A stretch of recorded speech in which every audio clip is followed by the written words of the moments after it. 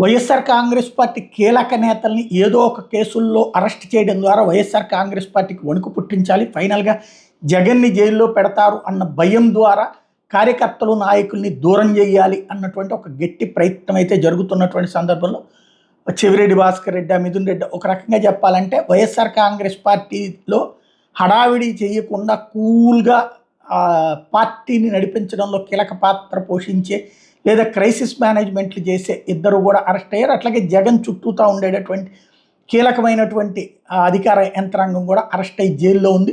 తద్వారా జగన్ని డిమోరలైజ్ చేసే ప్రయత్నం చాలా సీరియస్గా జరుగుతోంది. రాబోయే రోజుల్లో జగన్ అరెస్ట్ అన్నటువంటి భయాన్ని కల్పించడం కూడా ఇందులో ఒక పార్ట్. అదే సందర్భంలో ఇప్పుడు రోజాని కూడా అరెస్ట్ చేస్తారు. తాజాగా రోజాకి సంబంధించి ఆగస్టు 10 లోపు రోజా జైలుకి వెళ్ళక తప్పదు అంటూ శాప్ చైర్మన్ రవినాయుడు ప్రకటించారు.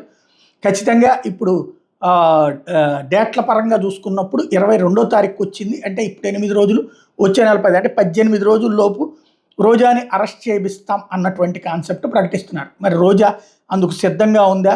రోజా మీద ఏం కేసు పెడతారు? ఏ కారణం మీద అరెస్ట్ చేస్తారు? ఇక అంటే మహిళా నాయకుల జోలికి పోలేదు ఇప్పటిదాకా. ఇక ఆ దిశగా కూడా అడుగులు వేస్తున్నారా? చూడాలి.